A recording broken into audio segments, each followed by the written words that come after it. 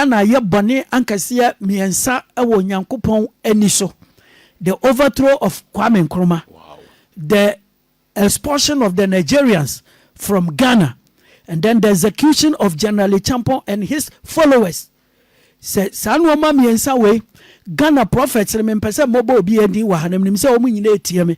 So omu enyai World Cup Ghana yebedri ha na country we na beje MPP ni NDC we na be wuri webre no mu anwene oman ni nyina ho a oman no me ka kire yebekọ akwaji sika $1 billion every day oman no entumi en reset da na chese ya bone atie nyame 3 transgressions no the legal limit na 3 no ya miensa ni nyina enti fe na me ba yi wasem no ano. Nice one.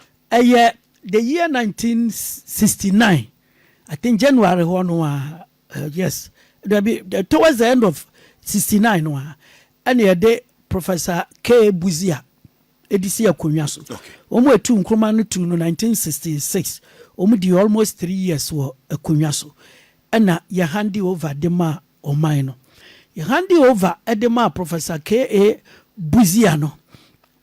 And ohunu say Nkrumah nye obi akọ IMF ankwa nkwaji sika. Kwame Nkrumah so pan-Africanist into oma bibifo nyina begu oman wese mu a wo mu ye adwuma Ghana for so tumi tukwan ekọ wiase baabia.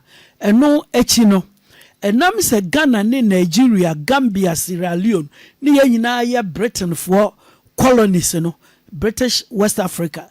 Enti sa amai for way na obia tumi tukwan ekọ ne yonko mamu ekokodidwa ekotena ho ye adwuma tesania wote wa wukurom.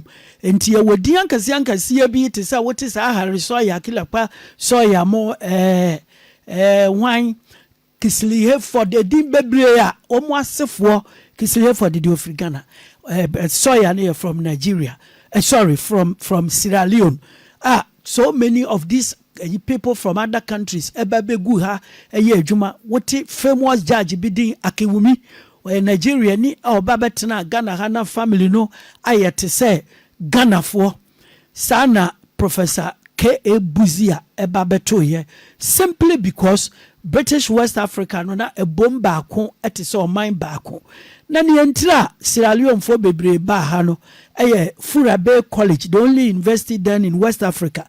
Na obekwa ba wie no wunya adwuma o Sierra Leone na ese wo ba Ghana. Afei Nigeria so free tetete ahonyoda.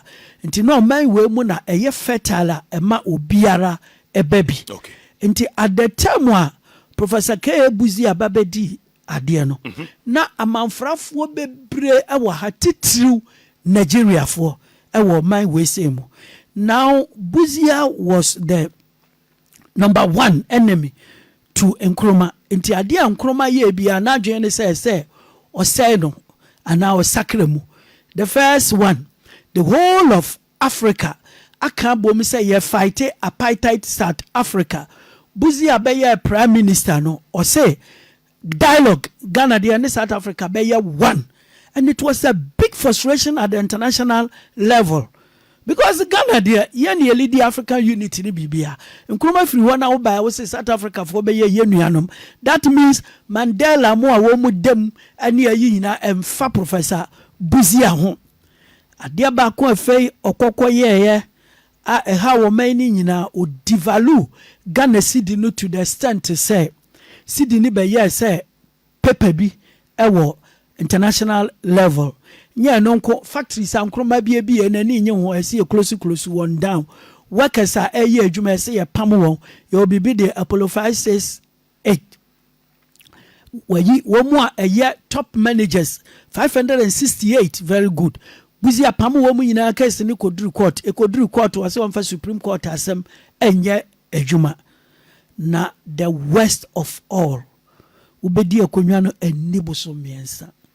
And Nigeria for especially etiyema emu ha no wo share emra say omu entum free wo mani mu nko within 2 weeks. Wow. Ama me kan say me fanchire say Nigeria for na ete Ghana no as at that time no na omu ntese na Ghana for na ewo Nigeria in the 80s no a ye pam wo no. Ma me kan the difference no. Okay. and it's a Nigeria for no net Ghana at that time. No more better from colonial time. Nti na omuti wa main muti se omu ye Ghana for. Nti apamu omu a omu koni ina no. Se no ofri tamale na ekwa okada gumba ne hausa dada. Ofri nkran na ekwa oka nkran. Wofri efene se takra de ana Cape Coast oka emfanti ofri Kumasi oka twi. Ema omu produce nkrofo omu be ye Ghanaian citizens a hwe obi ti say Alhaji Gbedemosi obeye headmaster Tamal Secondary School at RTU. Hwe obi ti say Sule Shitu, one of the finest Ghanaian boxers. Hwe obi ti say Mudalawa, Black Star defender. Benkaye de Dankaye de Olympics. Say what they want me to na usa. Oh yeah. Me kura na usa na. Don't bobo pa. I mean my kura. And no mukuta Nigeria name, but they were Ghanaians. Africa's best player, 11th African Cup of Nations. Your friend say, Golden Boy Abdul Razak. Yeah. Oh, we know Munya Ghana for that. But parents or grandparents are better now. And the busy I say, Omomu 2 weeks Omunko. Those people were not laborers. Omu land owners, omu landlords. And what he did was that yetu Nkrumah no ye opponent to Kwame Nkrumah. Now Crawford ni susu Kwame Nkrumah. Nkrumah ye Dr. Kwame Nkrumah. Where ye Dr. K. Buzia. Osan Chiradio University went through the highest level. Our ye professor. Na so ye bibi o kire say Osene Kwame Nkrumah. Yo saje fo aye no. Wan to so ye so say no kura. Nti ne de ne say wo pamo a letter fo nyina de afiri wo memu. Na wa magana fo ani age adentira. One business is a kuta one semini now the Bema Ghana for just to please the people of Ghana. Me ba that time no Ghana for complaining about Bibiana. Me da se pa near complaining about a juma because wababe devalue sidino Emma ukra no ma we de bibia say devaluation. What I say inflation kasia I am inflation aba ntina frustration aba o manimu. Number 2, factories and koma biye no, that's what I started saying. Now we close bebre down. Amanfo enya adwuma enye. Enti ne de ne say wo mo na ye business wo Ghana no. Business nkwane ade a wan ko school a wutumi ye be straight away. Enti I saw gi won business ni free won sem. Na say amanfo ATM ya mamen kan se bi fa nchiro. Na Ghana fo anim store ye o. Oh yes kwafo de ye de didwa. Kwafo ya store mesrewa Nigeria for na be kire Ghana for. Ni enim ade friend store and let me emphasize it.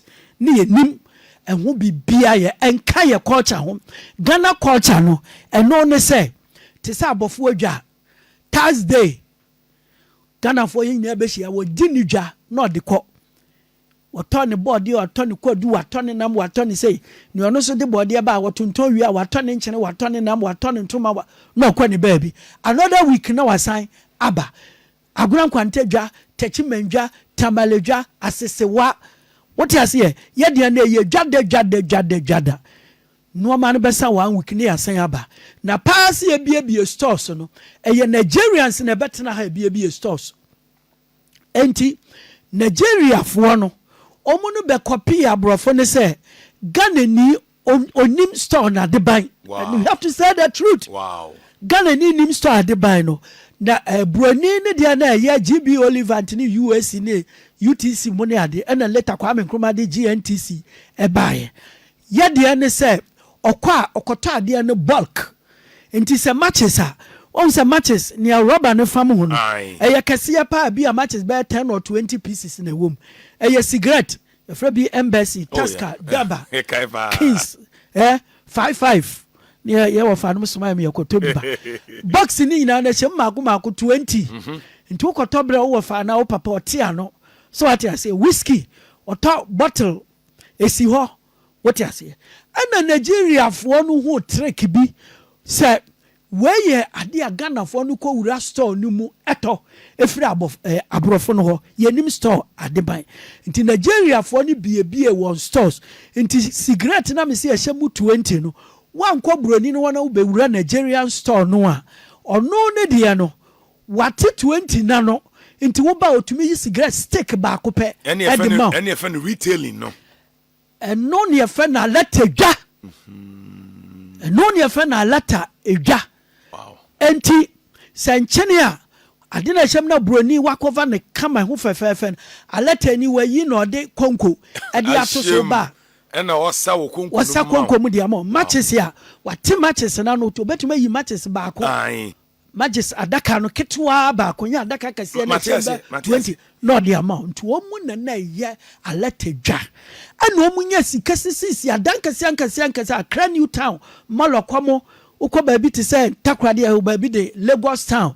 ukọ takwa ye waleta castle wo Astoria night club ho na me call school elementary school what you say enti Nigerians na etia no mo te won wanse eye odefo the next one farming no mo ya omo nti say Ghana yan yeta ye afuo bi a 4-5 acres wase waye ade Nigeria ni be do be 100 acres because omo man no so omo ye bibi omo ye na ankase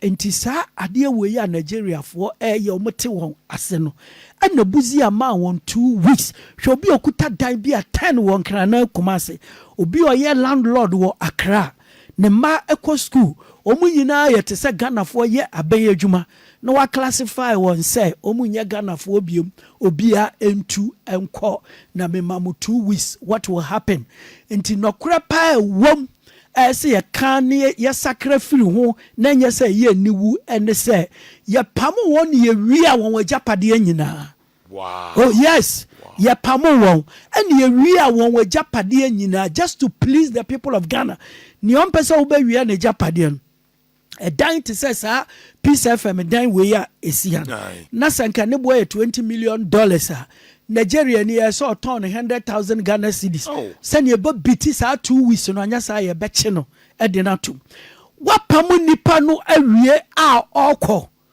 look at what we did to them when we say me fa book mfa nko station bia for the avoidance of doubt because to the bia wo kasa na obi na no ko kasa obi bia papa bi me mpese mo boni di na no I proud me ka ye fa ni say sergeant Ajete kwa nkroma mo fa so nkroma twere letter eno ne petition no mdu kwa wo de obegina ba bi ka se mimi ni mehwe eno ehu abufuo nti ana me be read we de akere me pa cho tie book ya me ba be read book ni de General Echampong the life and times of Ghana's head of state author no bafo agimandua obi enim so ya professor kase ewo oman wesemo me pa cho page 52 hwania author no professor no hwasama oka Professor Buzia Alliance Compliance Order no me pa cho hwania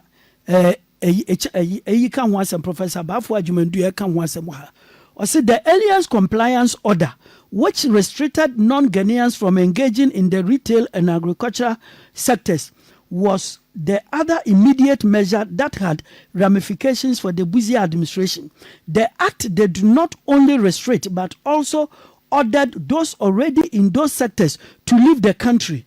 Nationals from West African sub-region, particularly Nigerians, were most affected.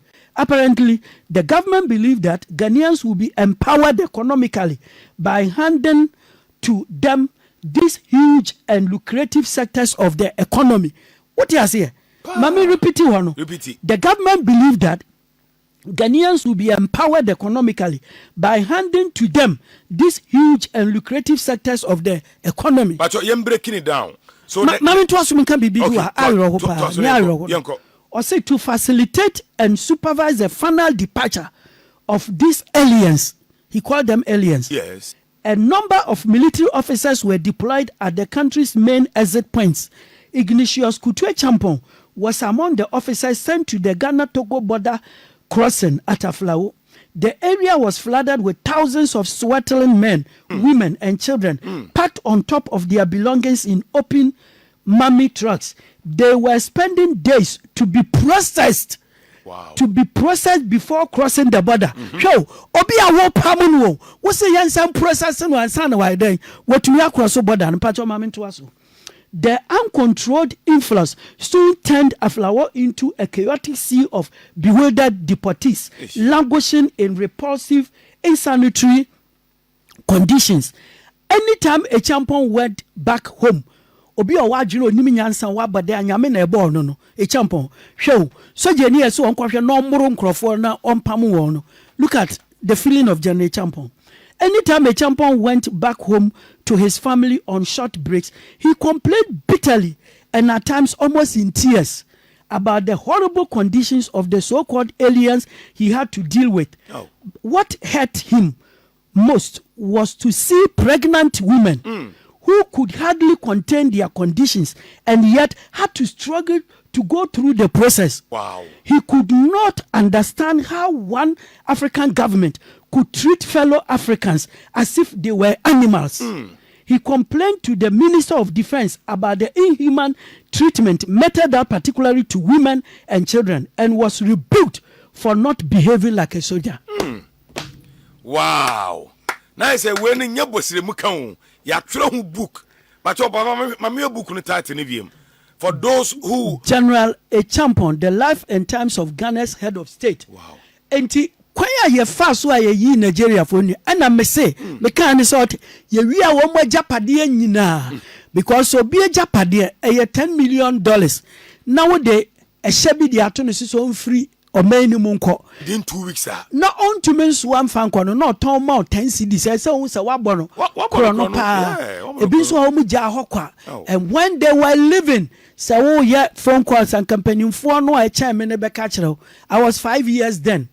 And when they were living, Titam wa ye pam wo mu no mu kono mu stores no na madam fu bi obefrɛ me ne ye kɔ na milk I was so mo na ye kɔ boba no ne ye no ko wiawia milk na ye no I was 5 years I was born in 64 69 me hu pass ye kɔ papa lo fa ne store e wo nsaem ne ye kɔ wiawia milk akraketwa ye nim ne ye.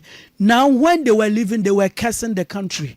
They were cursing Ghana say ye nye ye da because mama kan ensi su biem say they were not living here like that is yes omu free as omu ya letterfo no mo be part of our society. Yes. And na omu na kire ye dwadie nti Nigeria for two won wase no ene ye nya nkrofo bi te say kwawufuo e ba be share ho na ye nti na aban na adwene ye ho say wabedi no eso ye bibi di please OMAN because wo hu say sa mamuo no nkroma respect onya ni hey ya ni show boy ni ade no ono so pebi na wo pebi obi na ukoko wia no until that was the first xenophobic attack in West Africa. Wow. Now let me tell you the repercussions.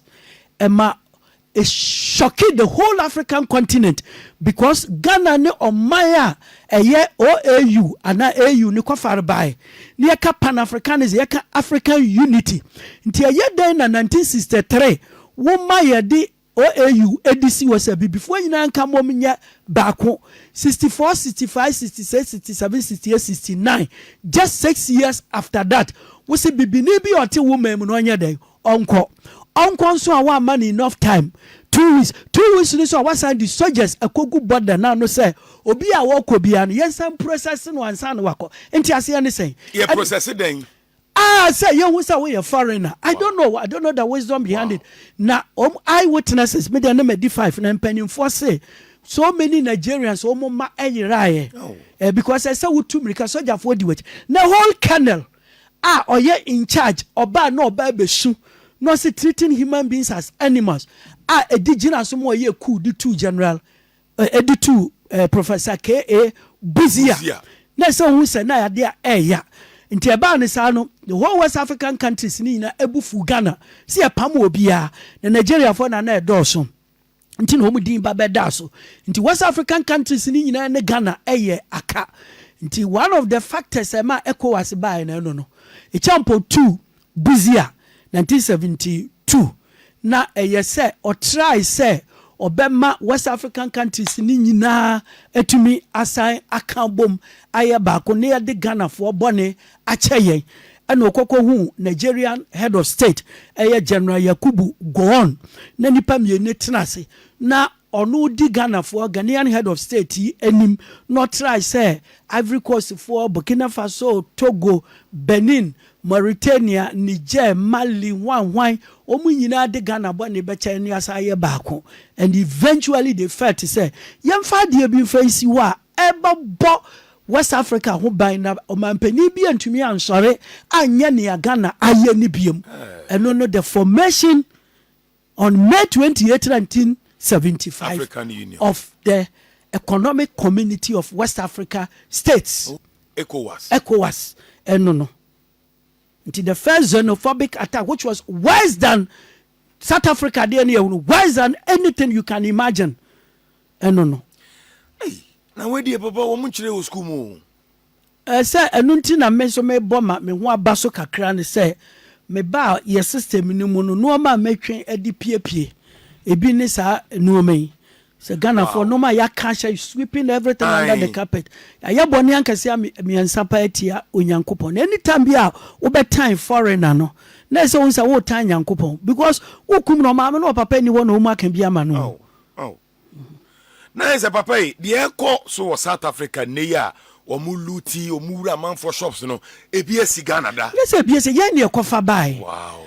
enti mentumi nka say yen ekofa bai no eyade ese omu ye bi na nka ese omu sua say ye kofa bai no ye man ne ye papa biem ebesi ene na Professor Buzia no de bai no ending of 69 and no de bai November nti ye can say January 1970 71 another January 72 and ye two na ban eguye and the free one so mining ye papa biem to no no kofa ba no no di kanya e ho asotwe and then ye toss biem ne o mine now we can talk about the Nigerian one too. Wow hey abako se boy dem nim se Ghana ni bia wotie bia ne ho adwiri no because these are things that they don't tell us. Because omunim say nya de papa nti no de ahye carpet na se ade anya de papa no menua wo kama obiate na maya nkwankoye bi won say asori obi kobo adwaman obi koye nyinsan a onni kuna na onware wo ba no a wonum say asori fo mfansie o ye tu nipa ne ma obegina nipa anim I say church board aka wasem awie ye hu sampa woni obi akwanyema nipa no o meware ho nti I say ye two eno nche say ye gu ani mu ase ye such that obia enye biem nti ade a enye papa no ye mfansie ye ka ema obia etibi no man no head of state foforo bi ama so no so ba be ye bi wow nti papa mami mbusa o nti ekoba say ye pam Nigeria for no komu krom no retaliation be no mo so de my back ye pam won kwa won krom no ancha na nyame di nhira kase bi de ma won the oil boom. Nigeria discovered oil. Emebeye one of the world's leading producers of oil. Emesika ba homa ejitewu. Nti na say Ghana ni biara ebo ne ketem so no so beko Nigeria. And the difference between Ghana for and now Nigeria, any Nigeria for now Ghana ni say, ya in obia no was me family ekoi. So be the year quiet was extremely insignificant and 1%. Yan ya the ene say, ya who say Nigerian naira no. Oh na as I was saying dollar no. Kra ana edru brebi kra na esan was so say pound. E ba from na ne pound be ye 1:1. Nti Ghana for na yanyansa mu no etumi kwaye adwuma no a na yasesa into dollar ne pound outside the country be a foreign account nti at a certain level na cha to me for Nigeria call Europe and US easily nti say obi kura wo Nigeria na wo US and Britain na ni mrew nti yan de ye kwaye wala tu warasa yankoye se ekosisi adan Ghana ni bia no obetumi de nsa e de asi ne bo se na Nigeria for era ne shops e wa hawo mu adan ankase a wo kwa Accra New Town properties e wo nyina ye one day ye pam wo mu ne ewie ne sa no mani nyina no wo mu no Ghana for wo no bia ni property bia e kwaye wala tu wala sa ne ye sika na ya ba sa na students vacation Ghana ni ba kwa akoye adwuma 1 month obebokuta provisions bebre no de aba phone in wo hanka nkofo bedi ho adanse ye bebie na ye yes ade we to waso no anche ana oil prices no e fall heavily and Nigeria sha say enya problem te say na Ghana so enya problem ni nyina mu no read other sources. One source, no, and they said the economic shock and Nigeria and more pam if I say foreigners. In reality, no more so for two reasons. The first reason was that the Nigerian president then, Alhaji Shehu Shagari, now the best friend pa and Dr. Hila Liman, Ghana Third Republic president. Now Dr. Hila Liman na down for any your friend is Shagari. Anna Rollins Betu, your friend is Shagari. Sorry, Liman Abenguye. Anye Shagari de. Nti oye na dwen so be punish Rollins pa.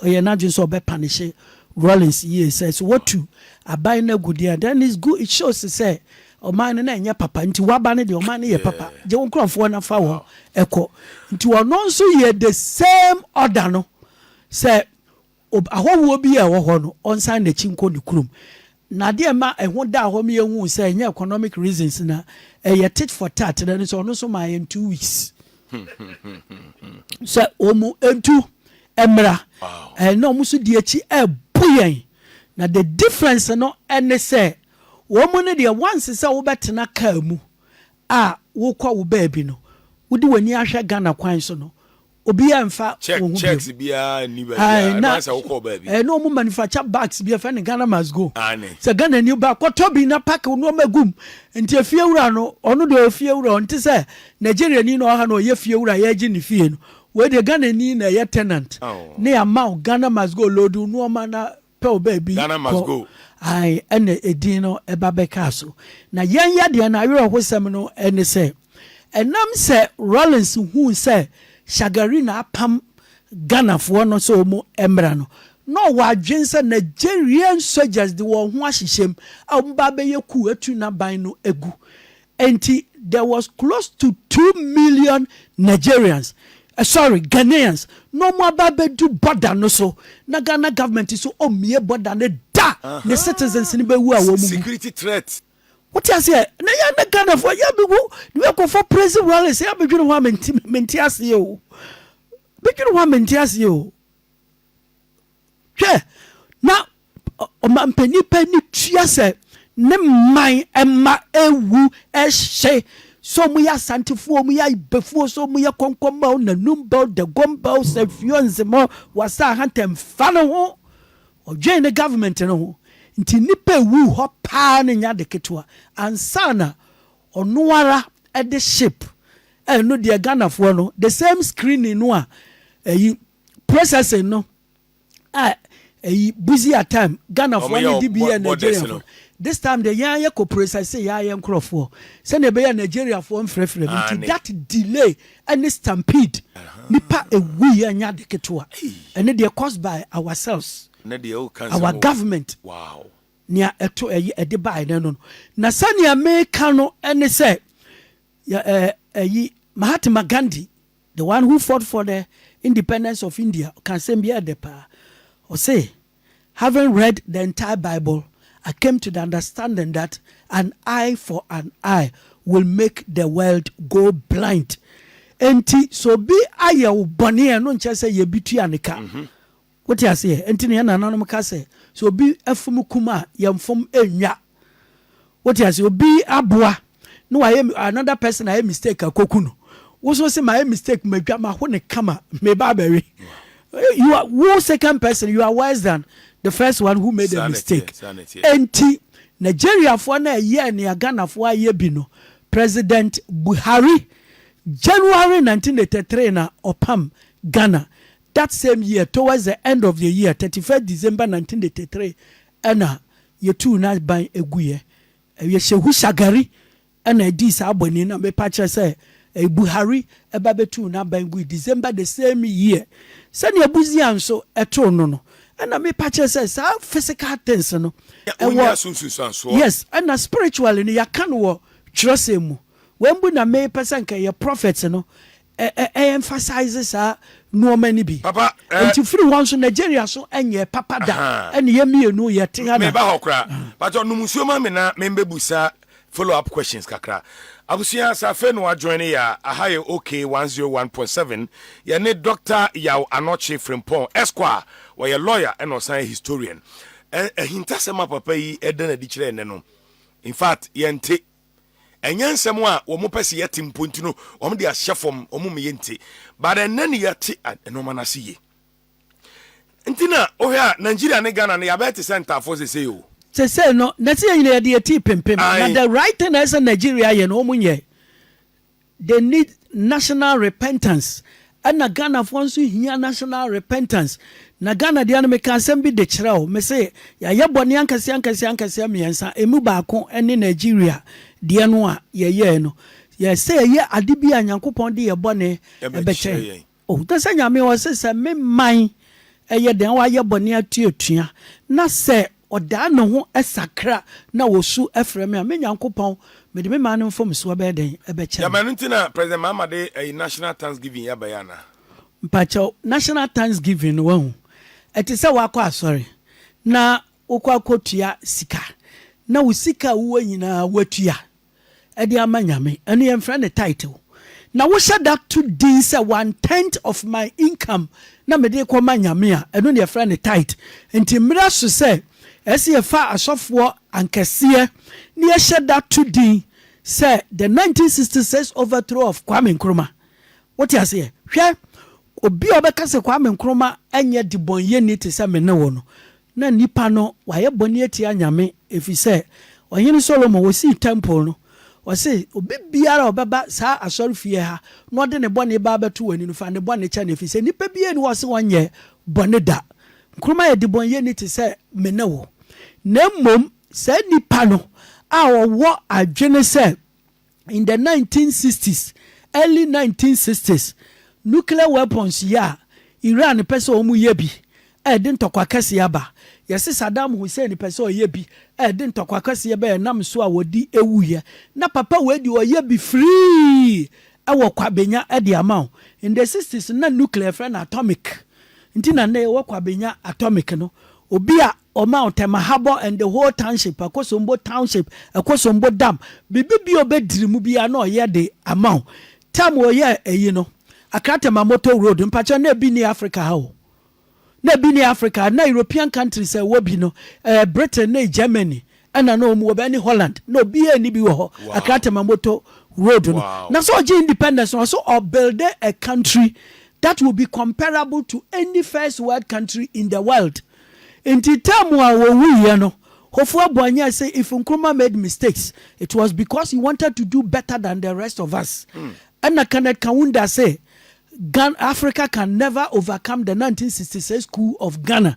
And your friend is saying Mugabe also say go and ask President Kufuor, he will tell you Ghana stopped growing in the 60s. Kufuor and to me and Yano.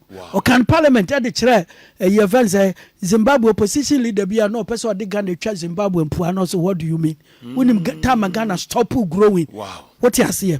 And to send the power say no, utuna bengu egu nenimu asia. Na spiritually so nya na meka da from meka. Your baby or the soul kwa share ya. Provided they say adia or geno.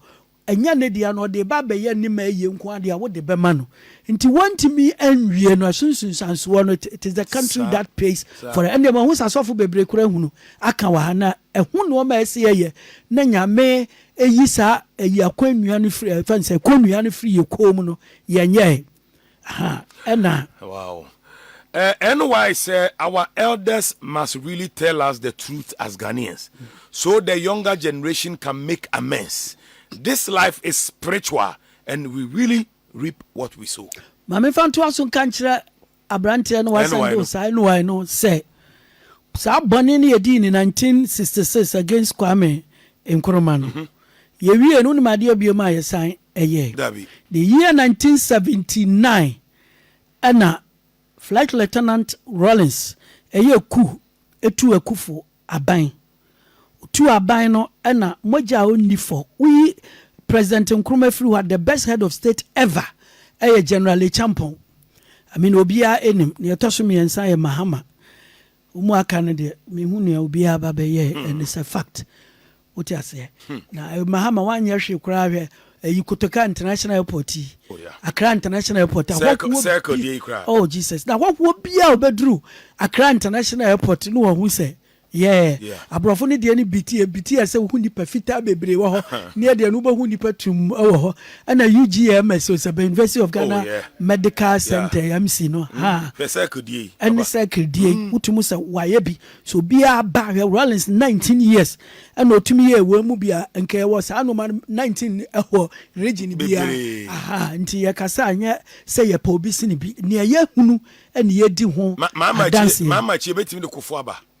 Mamachi ubetume de kufuo aba ubetume de pato ya asumdwe yin no ne ata mills mo bisa na ne me pa kire ne se ukokofa general champon a wono besisi dams da wanya irrigation any your friend is any time operation feed yourself nkroma time kura Ghana ntumi a export to aduane e champo to me export to aduane magana nya sika ma e champo anko IMF amo mai wo toy in Bible Becca say each man under his fig tree. Na papa we utumi kofana na wa bonutuo. Ukun for no apparent reason. Ukun ne ka ne follower back on General Ituka. Ikumu won wie na university students of Ghana those days siya yina 8 year. Na instead they say mobile demonstration na mokuta placards ya trust say stop the bloodshed. Rather placards ekura wo mu yina ya trust say let the blood flow. Wow. Let the blood flow. Wow. Until yeah, Flat Lieutenant Rollins said that. Our Bible mu Herod. Okokum nyame nipa bi a Israel for no budget no so he proceeded to do worse. Enti Rollins said that aton safre champo chidifo ni bi. Budget ndifo. Hwa no maybe a yo papa we fairly no do 40 years your time no yeah foreign affairs commissioner young guy ofrina vrongo na your friend say omra na northerners opinion leaders ni be say we must say champion ye kum no okwa ye bekun what's there be me mind na me some no me nye boni biara nti me nyi ni so obi ebekume rear admiral amedome your friend is omra ofri volta ho kita na awo mafia onyin popro e ka kire ne sa wo kwa ebeku what's there be body by na maye a me kwa obi betimi ekumi no aba bedru nkran no watumi aka kire ne say the reason why our friend ne say wo mu aye ba beku won na kanfo na doso e wasinim nti kokunkum akanfo na akanfo no sori the civil war beba na kokum obi papa for tribal balance for no reason no masa menya ibweni o but do you think say me papa nka be ye me de oye obi kuno na no won so fe amedome no me won bi da e wo wiase wo wi afon ni ye be ka kire ho amedome wa gene glasses navy commander ya time primary school no commissioners ni na omo pictures bobo ho nti ni enim wo mu nyina nto kasa menless wo mu nyina meye ana kote evers masha ya boache your friend say General Akufo na safwe ukunkum wo mu nyina a wo mu nye boni biara wasase we say so omunye boni bia enti samoja hwie go nsa mamo afrifadin frifade no deserve ono ani wo ono no nye champion followers ni bi ono no otu nkroma aban eguye no woni made bi o ya announcement say obi obohu ne nzemani bia wonku no eno no nzemafo watu omo papa aban egu omo no munya the next thing say ukọ nkroma krom preparatory school bi e wo ho eya nya ne ba preparatory school o se kwa ame nkroma si school bi e te sa chimota e wo ho woni mi say school eya national asset no o me yabubu ni nyina egu former dija to just because esi nkroma krom ana ayi workers were inside na man back 2 years ago free US Professor Kenya Beka ho asem o se free ho no omo ana omo wa around no obi antumi fa meeting kan na no da adentira tama nipa wom na nipa no ehye ayi no ye fa ne say smell na e ba no ha etese wototo pepe nti waso no nam fofo nyina besi nde e champ ekufu afrifa na yes a oda no si enkonkwa na mmom wo wie ne de wo said the same Ghana sika no eyese wo bubu wo krom krobo dan ni nyina na wo si no estate wo se Nkrumah si preparatory school wɔ no kuro wonte ase wo de wogya Kumasi hɔ second capital of the country nipa pressure ɛwɔ city no so hia dan wogya Nkran ne Tama ne secondary takwa de bubu ukuro mi dan nyinaa na wonim din ɔde ma no wɔse model village na we na bɛma Ghana fo ahwɛ so ne ya build all villages to be like Krobo wo say wie ya Ghana Rolls Royce baako pa Queen Elizabeth ba Ghana Nkrumah edi koko hia no adenti na nsi Kwame Nkrumah mausoleum say Ghana for yempa disua eya free fana owi ade koye yes owi ade koye a eni hu account wo wiase mu ba bia say head of state wo kɔ no wode kwanya obi anso na ede ema no na menya nu na hia me Rolls Royce no ade anipa de ne nsa yɛ da bia depreciate na ne ehia me is the spiritual factor say wono ni wu a wo wu ni de ende no wafom obi a ntina obi a handi over 69 yekum nipa 79 ye befa wo de wo ka ho kokum na mogya nso ayɛ ne nsa ho ma wo kan se yenkum nsamafo yina wo san so General Bawa army commander wo kɔto no ne yire ne ma anim wo fire no ma papa no wu wɔ ne mogya mu wɔ ne ma anim ɛdɛ na yekum nipa 79 a ne kuromfo dagombafo ɛhwɛ ma yɛmfa wo nka ho enkum obi na mom innocent people like Champon like Ekufo like Yabuache what you see Utuka Feli Kote Safo we amedome na ukum wo mu a ɛna make us for 3 transgressions of this country. The first one was the overthrow of Nkrumah. The second one, alliance compliance order, the way we treated our own brothers, Nigerians. And then the third one, and how we killed the Champion and his followers. I know woman your mind no bunny bia me pacho besi ne bia no beto makacha say General Champion dan nie. Ana Kufu dan nie, ana we fie ni, ana we na wi o man ni sika de kokotoe. Omo abesom wo man. Wo frefre wo no mu nim so mu nya bani biara. Apart from Afrifa ya sha da kwachi no woni fie no. Omo aka ina ya nkwachi obi a. Efi so omo nim se no mu nya bani. Na wo hwie wo mogya gu. Na university students etumi church or placards say let the blood flow, let the blood flow. Me pacho. The nation has to cleanse itself spiritually.